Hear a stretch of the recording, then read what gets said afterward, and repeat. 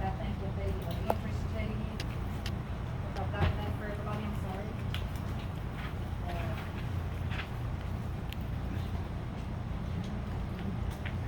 Stella House will be speaking regarding Hoskins Cemetery. Needed one. I've got a couple more. If anybody else wants one. I got Mastery to tap today, Chris there. Okay, should I just put one here for him? Okay. Stella, Thank you. let's have one of those. Huh? Let's have one of those. Can we? You want one? Yeah, Yeah, there you go. Okay. thank you. Also, I have a couple of other things that I'm going to refer to, and I'll go ahead and give you some copies of those. This first thing is the actual property card for the cemetery, showing that it's .379 acres from the VBA's office.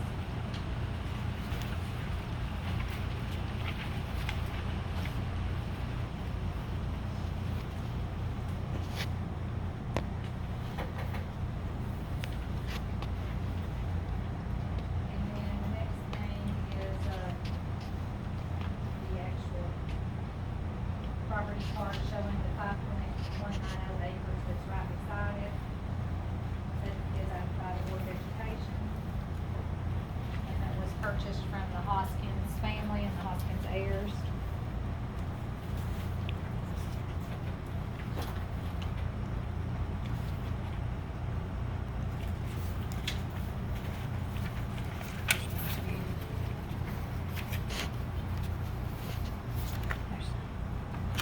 Did everybody get one of those? And,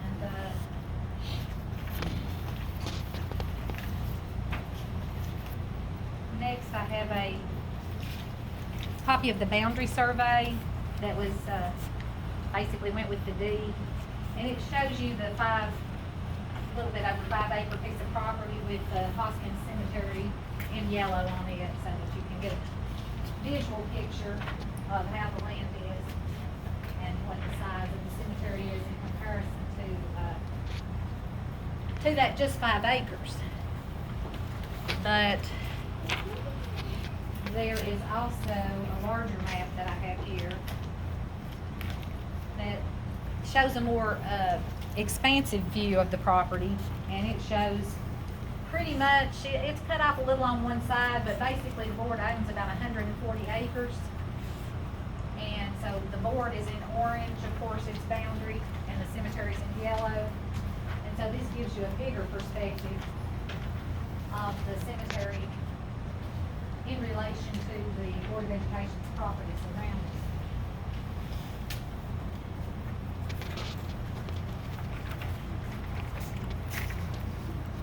And,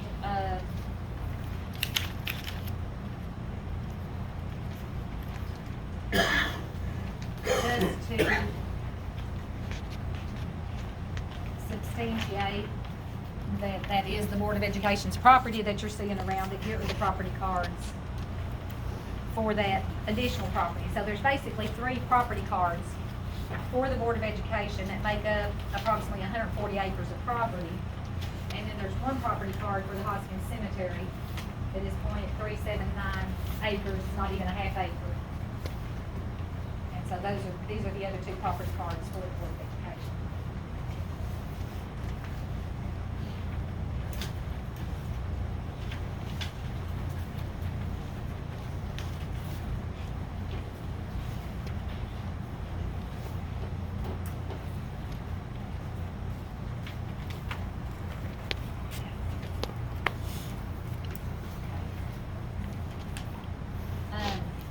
As I was saying before, attached to this letter, which was earlier delivered to Johnny Johnson and also to the Board of Education, you will find a couple of affidavits. First, you'll find a petition, which when I delivered it to Johnny Johnson, didn't have, and to the Board of Education, didn't have near as many signatures as it has now. Now it has over 2,000 signatures on it. And there's an affidavit from a Gordon Miller, who is knowledgeable about the Native American heritage related to this cemetery, and we've attached documentation regarding the Native Americans buried in this Hoskins Cemetery. And there's also an affidavit of William Charles Tyler Sizemore, who's also related to the Native Americans. And that affidavit regards his family's care and maintenance of this cemetery for almost 60 years, and he is willing to speak later to that aspect of this matter.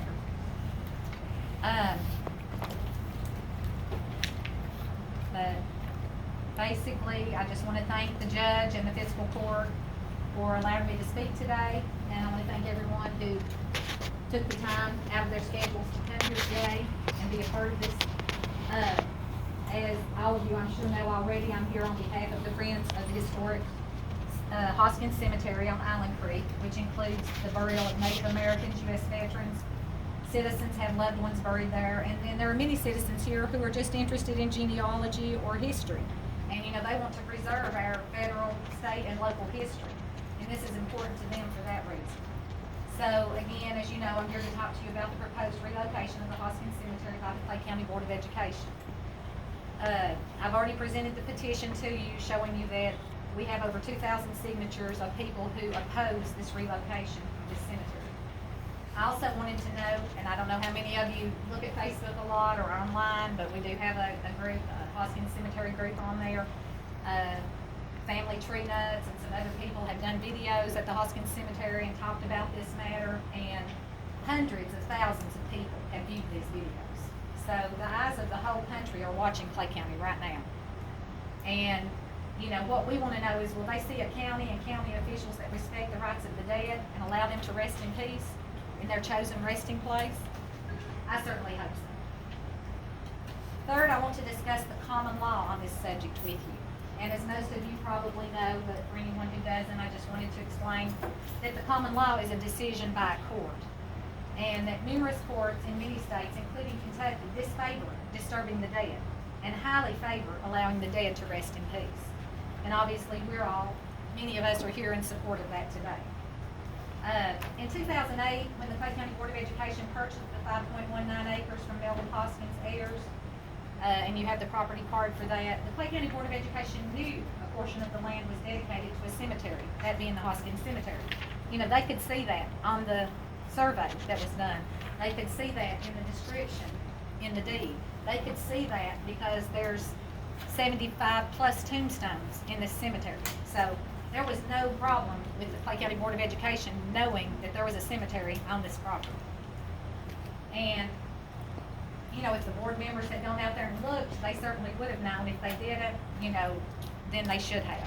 But I think almost everyone in this community knew at that time. And like I said, the surveyor even sectioned out the Hoskins Cemetery, as you can see there. It's 0.397 acres. Or 0.379, I'm sorry. But anyway, and it has its own tax-exempt property card in the PBA's office, as I gave you a copy of. And that card says that it's 0.379 acres and cemetery on North Highway 421. And so, U.S. common law calls for the protection of this sacred ground. As an example, in the matter of N. Ray Hunlick's Creek Cemetery, a Pennsylvania court stated that a dedication of land to a cemetery requires no formality, but occurs by operation of law once burials are made. In Stockton v. Weber, a California court held that one single burial, once made, the cadaver is entitled to protection, and the land containing a human being will be maintained inviolate. In Concordia Cemetery Association v. Minnesota, which was an Illinois case, the court said, what creates a cemetery is the act of setting the ground apart for burial of the dead, marking it, and distinguishing it from the adjoining ground as a place of burial. Well, that's clearly been done here. You know, it has been marked and distinguished and set apart as a place of burial for the deceased. The Hoskins Cemetery has been marked in this way for over 100 years now. I think the oldest tombstone in that cemetery, if I'm not mistaken, is 1893. And, you know, that's over a century ago. So that's a very important part of our history. And also, you will note on the property card that I gave you a copy of, it says the last sale date was December 30th, 1899. Again, that attests to the age of this cemetery. So, it is a well-established principle of common law that once human remains are intentionally placed in real property, such real property and all subsequent owners are burdened by encumbrances in favor of the dead, the kin of the dead, and the public. The dedication of land as a cemetery is in the nature of an irrevocable covenant running with the land. It's an implied contractual relationship that bonds the owner irrevocably to the following. First, the owner cannot remove or disturb any grave. Second, the relatives and friends have unrestricted rights to visit and care for the graves. Third, cemetery property cannot be used by the owner for any purpose inconsistent with cemetery purposes. Fourth, the owner cannot reduce the size of the land set apart as a cemetery. Thus, when human remains are intentionally placed in real property with the consent of the owner, the common law recognizes that the character of such real property has been perpetually transformed. It has been changed forever. Whatever may be the mode of acquisition, and however the title is acquired, it doesn't matter whether it's by descent and distribution, by heirs, by will, by deed, however this property is obtained, they're saying that this property is still protected. Once the land has been devoted to burial, it is no longer subject to mere rules of property law. It is a protected, sacred ground. Now, the vast majority of places in the U.S., burial places in the U.S., like the Hoskins Cemetery, were established informally. Burial rights were granted by the landowner to family and neighbors, and we see that all across Clay County. I know the fiscal court has, and the jail, I think Linda's staff has helped with mowing a lot of these cemeteries and keeping these cemeteries up, and I know that's very much appreciated by everyone. And but there is significant protection under the law for these burial grounds, and it comes from the common law doctrines that grant rights to the deceased and to the living. The common law provides that the dead have rights which are committed to the living to protect. For example, in Thompson v. Hickey, a New York court held it was an offense against good morals to mortgage a small plot of ground in a cemetery. Well, imagine what this court would have thought if it had been told the owner wanted to relocate about 80 graves in the cemetery to build a new baseball field. I'm sure it would have been highly shocked by even that idea. More significantly, the dead have the right to an undisturbed repose in perpetuity. In Brewer v. American Medical Alert Group, a Tennessee court ruled that it is well settled that the quiet of the grave is not likely to be disturbed. Good and substantial reasons must be shown before disturbing the dead. Simply stated, the common law disfavors removal of human remains from a grave. As best stated in Pettigrew v. Pettigrew by the Pennsylvania Supreme Court, "Cursed be he that moves my bones," expresses the universal sentiment of humanity. When the Clay County Board of Education acquired the real property from the Hoskins heirs, it was subject to the common law protections afforded to cemeteries. The leading common law case on this subject is Hines v. State. In that case, the Tennessee Supreme Court, this was the Supreme Court of Tennessee, stated that when land has been appropriated to burial purposes, it cannot be conveyed or devised as other property, so as to interfere with the use and purpose to which it has been devoted. When once dedicated to burial purposes and a burial has taken place, the owner holds the title in trust for the benefit of the dead and the living. The owner takes the land subject to this trust. So when someone buys a piece of property knowing that it has a cemetery on it, they buy that piece of property subject to that trust that has been placed in there. In addition, the Tennessee Supreme Court stated that those who purchase property after it has been appropriated to burial purposes take it subject to the implied rights of the deceased and the living without any express reservation in the deed of conveyance. So nothing has to be said in the deed of conveyance to make this the law. There is no requirement for an express reservation in the deed of conveyance. The court added, burial lots are not the subject of trade and commerce, and it is always presumed that they are not included in the sale of property which surrounds them. Similarly, in Humphreys v. Bennett Oil Corporation, the Louisiana Supreme Court recognized the presence of a cemetery on a tract of land fundamentally changes the character of that land such that it cannot be used for anything but a cemetery. Also in A.F. Hutchinson Land Company v. Whitehead, a New York court stated that a cemetery dedication is virtually permanent. Specifically, the court said, so long as the cemetery is kept and preserved as a resting place for the dead, with anything to indicate the existence of graves, or so long as it is known or recognized by the public as a cemetery, it is not abandoned. And as I said, the Sizemore family will speak to the fact that they have maintained this cemetery for almost 60 years. This cemetery definitely is not abandoned. There are no trees grown up on the graves of this cemetery. Pictures taken by Angela here in February with snow on the ground show that this cemetery is well maintained, that, you know, it's not overgrown. it is taken care of. Sure, like all older cemeteries, the tombstones probably could use a cleansing, whatever they do to them to make them look new again after many long years. But this cemetery is by no means abandoned. T.J. Finley, who I don't think is here today, but sent me pictures of herself visiting her father, Dewey Finley, at this cemetery, says that she visits there regularly. I know Angela does. I know many of the people in this room visit their family there regularly. So this cemetery is far from abandoned.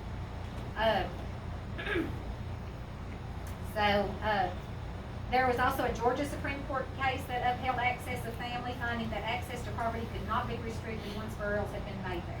So I said all of this to show you that all across the nation, the courts have made rulings that have respected the rights of the dead and the rights of the living to visit with the dead and for these places to be protected in perpetuity.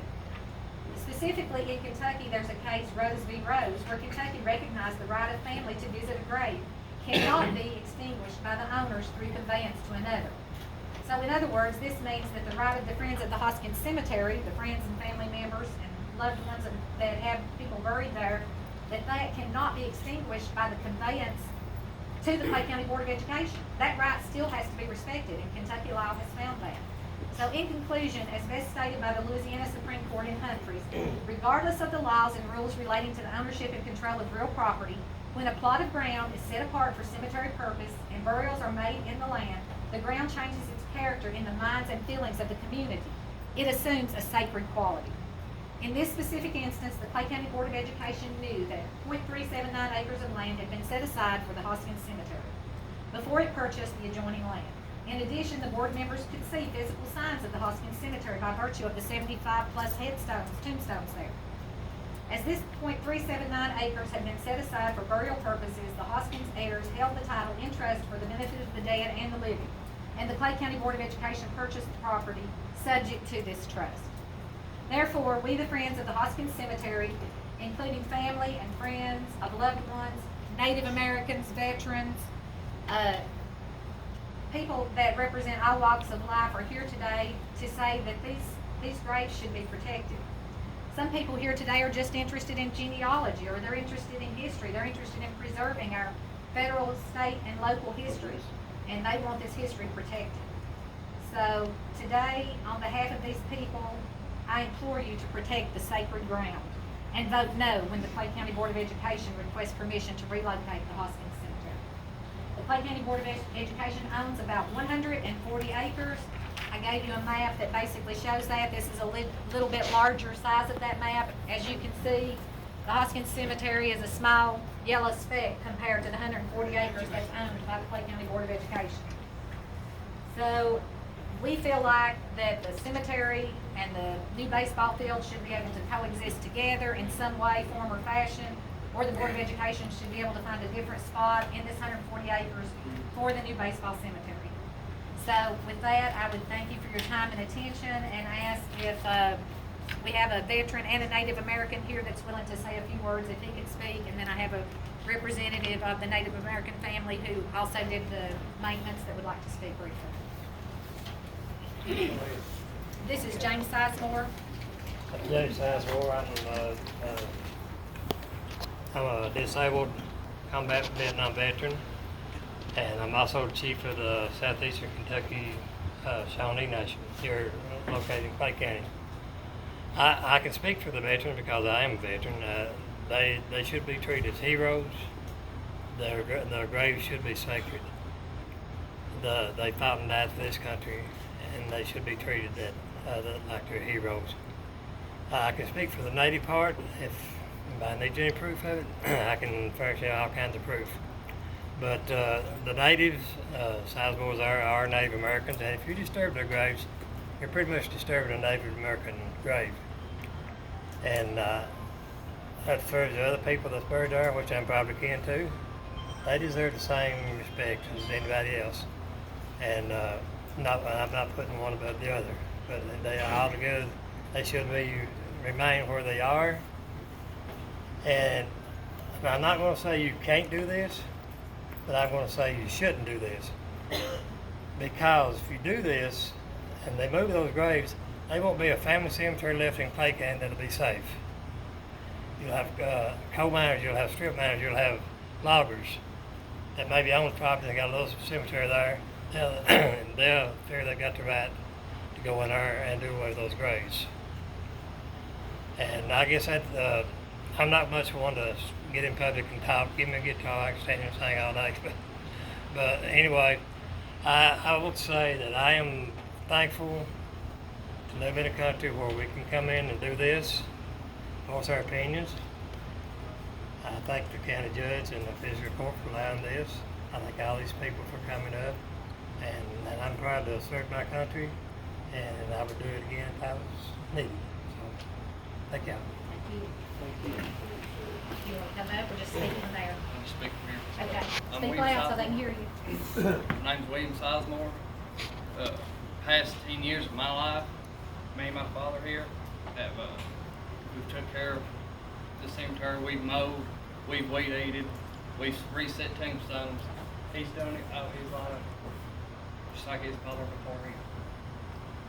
For a fact, the cemetery is well over 100 years old, as we've already stated. Of course, it's not going to look like a brand new cemetery or something like Memorial Gardens, but those are our families there. My great-grandparents are there. My great-great-grandparents are there. It's not right. How would you feel if someone mowed down your family cemeteries? You know, some of y'all have lost mothers and fathers. How would you feel if it was their cemetery being torn down? And that's where I can't stand it. He has memories there with his father. I have memories with him. You tear that down, you take our memories of my family. I never met my grandparents, my grandfather, but that's his dad. That's his great-grandparents. That's his grandparents up there. It's not right. Anything you want to add to that? Yep. I'm Dennis Sizemore, great-grandson of John Fox Sizemore. Maternally and paternally, I probably got 4 different sets of grandparents up there. Jim and Margaret, my grandparents. John and Martha, my great-grandparents. But I also have Martha's father up there, Robert Cody Burns. I also have Margaret Lucy's parents up there. So everybody in that cemetery is connected, either by blood, family line, somewhere or another. And what are we in this country if we allow a cemetery to be moved just for the sake of moving it? It's not right. We're setting a precedent that God only knows where it's going to take us. I know you wouldn't want somebody to come move your cemetery, would you? They moved every one of mine over yonder. And that's Never not- asked me. And that's not right. They never even asked me. Johnny, would you want yours moved? Nobody wants it. Oh. Well, you know me my whole life right there. I think my dad be okay with me moving to help future generations.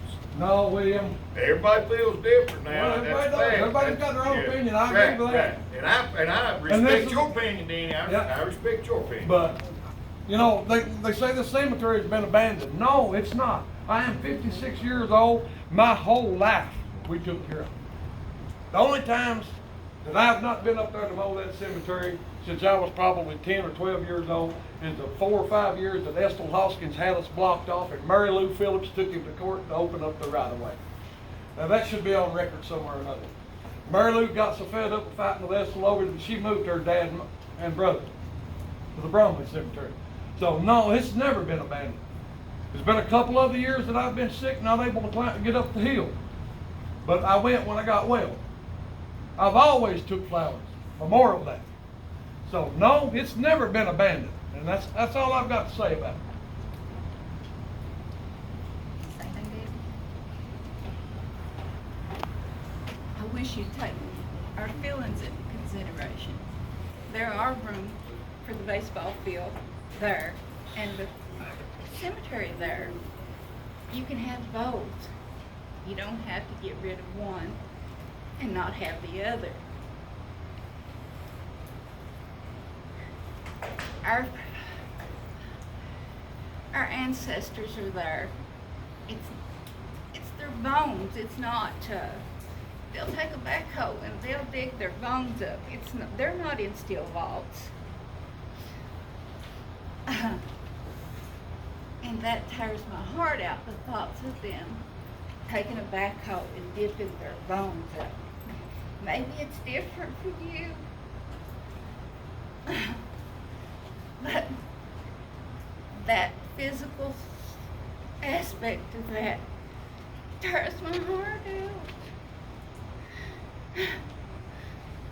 And that's something that I won't get over if they do that to my family. My great-grandparents are up there. My great-aunt, John Asher. His sister married Hiram Hoskins. Hiram Hoskins Fittins fought the Civil War. He bought that land in 1906. He buried himself there and his whole family. He fought, that's the freedom. He fought for the freedom of this country, and he buried himself there, and he buried his whole family there. He should stay there because of that. They've got 140 acres. Can't they coexist? Can't they both be there, a baseball field and the cemetery? And that's all I have to say.